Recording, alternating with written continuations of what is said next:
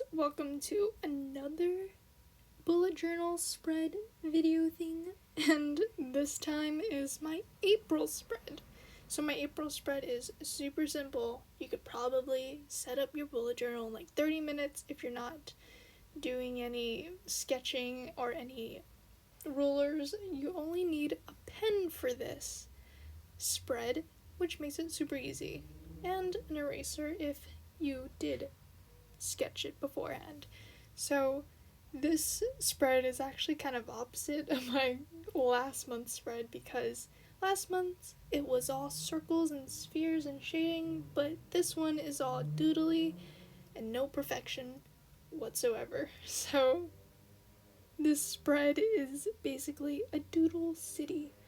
So nothing has to be perfect. Again, you don't need a ruler, because the more imperfections, the better. And how I drew my city is basically how you would draw 3D rectangles, except don't draw the bottom. So what you do is just draw a rectangle, make it 3D, and then you crosshatch shade the right side, or you could flip it to the left side if you want the view to be from that side. So what I'm doing is basically drawing the city outline first, and then I'm going in with more detail, which are the windows, the shading, like the little tower, the little spikes. And as you can see, I'm adding a bigger one, which is clearer, so you can see what I'm doing. And see, I'm cross-hatching and adding the windows, and the windows could be anything you want, just anything you could think of. Just go for it. It's kind of like Zentangle kind of style of spread, because there's not really a pattern. It's any pattern you want for the windows, and for windows you could either do squares or grids or rectangles and just whatever you like. And I was thinking that it's a little bit empty on the bottom, so I added more shorter buildings to the bottom, and I suggest that you do the smaller buildings in front first, because it makes it a lot easier. So next page. So the next page is basically the same thing, but calendar, the usual calendar spread. So I'm gonna draw my calendar, and this spread is just super simple again. And if you do need a ruler, you could use it, but I think this spread doesn't need it, because the more messy it looks, the more doodly it looks, the better. And I added a drop shadow, and it's kind of like very loose calligraphy for my style of writing for this month, and it seems like a little bit more comic book, if you know what I mean. Now I'm doing my post schedule, which is the normal, just 4 boxes for every Monday. Then going with my white jelly roll, and you can see a closer look at how I made these buildings, and as you can see, they're not all straight.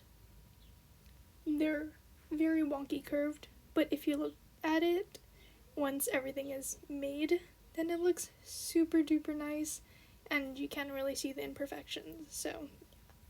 So for the windows, sometimes I did a little shading so it looked shiny for windows, and for the smaller buildings I liked to make like borders on the top or the bottom or the middle, just by making a very thin rectangle for the border. And for the windows, you don't have to do all of them, which takes a long time. So as you can see, the building I just did is just very sporadically placed windows, but they're still lining up in the rows. So it's just your eyes fill in the rest of the windows, so you don't have to draw all of them. And I'm just gonna keep going. The last building for the bottom. Now we're gonna go on to the top. So as you can see, I'm doing the smart thing and adding the front buildings first this time, because it did look empty to me, so I'm just freehanding it. And usually when I do spreads like this, or any spread actually, I start off with a sketch. So a sketch for my cover page, my calendar page, my moods, and then I don't need a sketch to make a spread later on in the month because I'm so used to drawing it. So once you get into it, you don't need it anymore. So as you can see, I'm doing the windows, and that one's really cross-hatched. And for the city on top, since there was a lot of buildings and there's a lot of shading, you make some of the buildings darker. And that's it for my calendar page. And I'm gonna erase everything now, all the pencil marks, but if you didn't sketch it, then you don't need to erase it. But actually, just to bring it up, I feel like every month, or every year I mean, like I at least do one doodle page that is just black and white with no color and no nothing. So my mood tracker is actually pretty easy. So you just draw a line, and I just add brackets on top to just square it off, and the happy face and to the sad face to the top. And as you can see, this is an example, so whatever day you want, then you draw the height of the building and how you're feeling. And to identify the day, you could just write the number on the bottom. So next is my sleep tracker. So my sleep tracker is kind of complicated this month, but not really. So that's an example of tiredness level. So the height is going to correspond to my tiredness level, and the top is going to go for the time that I wake up, and then the bottom line is the time when I go to sleep. So that's all I'm doing there, writing 1 to 10. Now I'm gonna erase everything again, and I did think it looked pretty empty, so I did decide to add a city on the bottom, which is correlating to what I do because I usually always decorate my sleep tracker page. So moving on, once I'm done, and there you go. So this is my creativity page, and my creativity page is always super simple, just a border and little decorations in the corner, not taking up too much space, so I have a lot more space to do my creative stuff or just jot down ideas. And now for a weekly spread, which is a half page because I'm just finishing off the week from Thursday. So I wanted to draw a bridge because I think that fit a city theme, and the bridge was super easy to draw, kind of like the Golden Gate Bridge, but not super detailed. And this thing that I'm drawing is kind of like an overpass. I try to make it look that way, so I'm just adding a whole bunch of stuff. And now I'm drawing my little buildings for each. So I wrote the day on the building, and I drew little lines, and now I'm decorating the bottom of the page with the cityscape silhouette-y doodliness.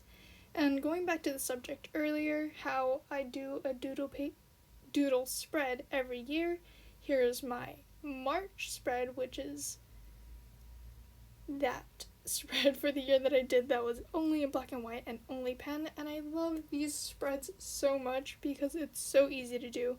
You could do them anywhere and everywhere because it just needs, well, you just need a pen. And here's the last spread we're gonna do today, which is a full weekly spread, and I'm just alternating or just placing dashed lines and whole or just full regular lines around for borders. And now I'm just gonna go in with calligraphy for the days. Now I'm just going to leave room for a quote, but I'm gonna start on the city first. And a strategy I learned to make it even faster to draw is just draw all the buildings first and then you add in the details later, which made it really quick in the end, or even quicker in the end. And for this one, I wanted like more like depth to the cityscape because it was very plain, because my whole quote didn't fit that whole square. So as you can see, once I'm done with this, I add very light lines of another silhouette in the back, and it's not very detailed, it's just lines making the line of a cityscape. Now I'm just finishing up the top little cities on top. Now I'm gonna erase everything, but before I do that, I'm gonna add my quote, which is, "Life is short, stay awake for it." And I think that's pretty fitting for a city, because cities never sleep sometimes. And I'm just gonna do blocky letters and some brackets, kind of sort of looking things. And that is it for this spread, which is so easy. Oh wait, I need to underline it. And there you go. I just need to erase everything, make everything look perfect, and then just sweep off all the eraser dust. Then let's clean up, because we are finished, and we'll go back to the beginning for the final flip through. So I hope you guys liked this spread and this video, because it was super easy to do, and I hope you guys could try it. And the pen and materials, which is not that many, I used will be in the description. And if you want to see photos of these spreads, then you could check out my Instagram, which is in the description below. And that's the last page, and I'll see you guys next time. Bye!